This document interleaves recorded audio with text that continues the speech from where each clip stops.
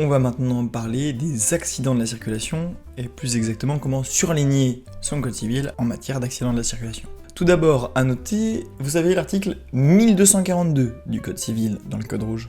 En dessous, vous avez une grande liste de jurisprudence, responsabilité du fait des choses, responsabilité du fait d'autrui, et après, le premier texte complémentaire sous l'article 1242, c'est la loi Badinter, la loi du 5 juillet 1985. Tout d'abord, avant même d'aller dans la jurisprudence et dans le premier article, je vous invite à surligner le caractère exclusif de la loi, ici, et surligner loi Badinter, comme ça vous rappelez que ça s'appelle loi Badinter, si vous le souhaitez.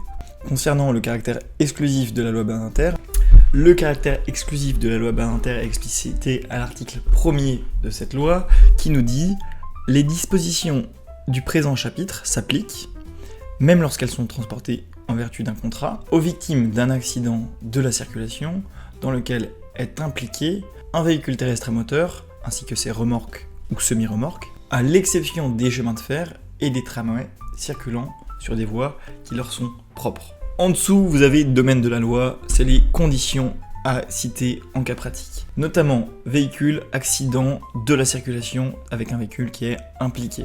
Et après on parle des responsables et également des victimes. Pour ce qui est des victimes bénéficiaires, c'est très large, ça peut être les piétons, les cyclistes, les skieurs, les cavaliers, les spectateurs, n'importe quoi. La situation du conducteur victime, ainsi le conducteur ou gardien ne peut invoquer la loi contre un cycliste. En dessous des victimes bénéficiaires, je vous invite à surligner responsable. Le responsable, c'est soit le conducteur, soit le gardien. En dessous, vous avez le cas du préposé conducteur, qui n'est pas tenu à indemnisation, le préposé conducteur, qui agit dans les limites de la mission qui lui a été impartie. Donc dans ce cas-là, le gardien du véhicule est l'employeur. Pour ce qui est des véhicules terrestres à moteur, les véhicules concernés sont très larges, ça peut être des automobiles, camions, motocyclettes, cyclomoteurs, tracteurs, moissonneuses, engins de chantier, chariots, élévateurs, etc.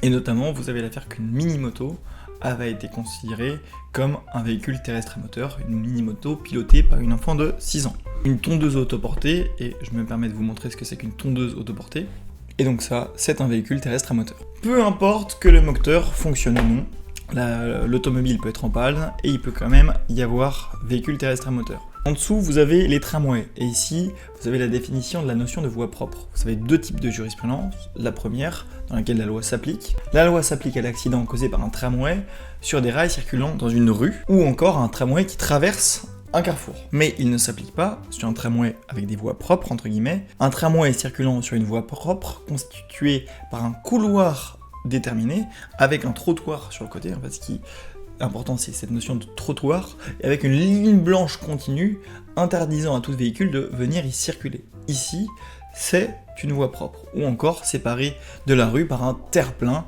planté d'arbustes formant une haie vive. Pour ce qui est des chemins de fer, dans le cas d'une collision entre un automobile et un train, sur un passage à niveau, la loi est applicable à la SNCF. En revanche, il faut que la loi Badinter, dans le cas pour appliquer la loi Badinter, il faut qu'il y ait un accident. Et donc ça exclut les infractions pénales volontaires ou les infractions volontaires. Il faut également qu'il y ait une voie de circulation ou un fait de circulation. Et dans ce cas-là, ce qui est intéressant de savoir, c'est dans quel cas un engin qui est un moteur mais qui est également un outil peut se voir appliquer la loi Badinter. Regardons par exemple un gyrobroyeur attelé d'un tracteur ou un engin agricole avec une remorque. Dans ce cas-là, la loi s'applique. Si vous avez un engin agricole avec une remorque, la loi s'applique. Si vous avez un camion en stationnement, la loi s'applique. Si par exemple, ça hyper intéressant, une projection d'un objet placé sur le toit d'un véhicule et du tendeur élastique arrimant cet objet, ce véhicule fut-il en stationnement, moteur a été, on lui applique la loi Badinter. Mais pour tout ce qui est les éléments qui sont les éléments autres, qui sont étrangers à la fonction de déplacement, qui sont notamment liés à la fonction d'outil, on ne va pas ici appliquer la loi Badinter. Et par exemple, vous avez l'auvent d'une pizza, donc si jamais quelqu'un ouvre une pizza, son camion à pizza et tape la tête de quelqu'un, dans ce cas-là, si le véhicule est à l'arrêt, on n'applique pas la loi Badinter, n'est pas impliqué dans un accident de la circulation, l'auvent, l'accident causé à un piéton par l'ouverture de l'auvent. Ok, parlons maintenant de la notion de voie de circulation, la route entre guillemets. La notion de voie de circulation s'applique sur une voie privée, dans un parking privatif, ça s'applique également dans un atelier de réparation, dans un champ, sur une piste de ski, c'est très large. En revanche, il faut ici que je vous parle des compétitions sportives. En cas de compétition sportive, la loi s'applique si le circuit, même si c'est en circuit fermé, donc ça va s'appliquer aux spectateurs, mais ça ne va pas s'appliquer entre concurrents. Enfin, parlons de l'implication, il y a une distinction entre implication et causalité. La notion d'implication est plus large que celle de causalité, donc l'absence de causalité n'exclut pas l'implication. L'implication, c'est large, c'est dès lors que le véhicule terrestre à moteur est survenu d'une manière ou d'une autre dans l'accident, et c'est à la victime de prouver l'implication, mais c'est très facile à prouver. Ce qu'il faut savoir sur l'implication, c'est que si le véhicule est en mouvement et en contact avec le siège du dommage, c'est sûr, il y a implication. En revanche, s'il n'y a pas contact, ça n'exclut pas nécessairement l'implication. Et notamment, ça avait été le cas du cyclomotoriste, du pilote de moto tout simplement, surpris par l'arrivée d'un camion, et notamment par ses phares. Voilà, tout simplement, les phares d'un camion peuvent faire en sorte qu'on applique la loi Badinter, ou d'un cycliste ayant freiné brutalement pour éviter la voiture qu'il précédait, alors qu'il n'a pas été en contact avec la voiture. Encore a été décidé comme étant impliquée la balayeuse municipale qui a projeté des gravillons, laquelle a fait une chute en voulant les...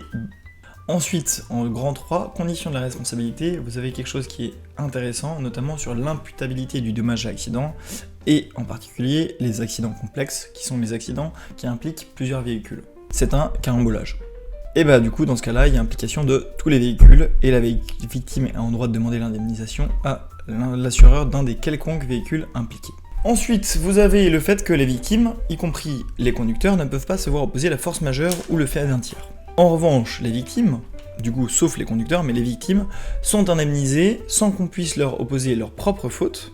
Du coup, même si vous avez traversé le piéton au feu piéton rouge et que vous vous faites renverser, dans ce cas-là, on ne pourra pas vous dire que vous êtes fautif. Donc vous aurez droit à l'entièreté de la réparation de votre préjudice et on ne pourra pas vous opposer votre propre faute, à l'exception de la faute inexcusable, qui est très difficile à prouver, ou lorsque vous avez volontairement recherché le dommage. La faute inexcusable, vous avez la définition ici, c'est une faute d'une exceptionnelle gravité, exposant sans raison valable son auteur à un danger dont il aurait dû savoir. La faute inexcusable, vous avez la définition ici, c'est une faute volontaire d'une exceptionnelle gravité, exposant sans raison valable son auteur à un danger dont il aurait dû savoir, elle aurait dû avoir conscience. Et il y a une jurisprudence ou deux qui sont intéressantes ici. Il y a faute inexcusable lorsqu'un piéton traverse brusquement une autoroute ou une grande voie de circulation en surgissant à la sortie d'un tunnel, en franchissant les glissières de sécurité ou en franchissant un terre-plein planté de haies. De nuit d'ailleurs, pour accéder à une route nationale et où il s'est couché au milieu de la chaussée. Donc dans ce cas-là, vous voyez responsabilité ici du piéton, mais c'est vraiment une faute où il a franchi les barrières, les glissières de sécurité. Et c'est ça la distinction à faire, c'est quand la personne franchit généralement des glissières de sécurité, parce que n'est pas inexcusable la faute du piéton qui traverse une route nationale sans regarder et de façon soudaine s'il arrivait des véhicules et se jette sur l'un d'eux. Vous avez d'autres illustrations, je passe, mais vous pourrez surligner en regardant un peu ce que j'ai surligné. Et vous avez une deuxième situation, c'est la recherche volontaire du dommage. Dans ce cas-là, ici aussi, on peut engager la faute du piéton ou de la victime non conducteur.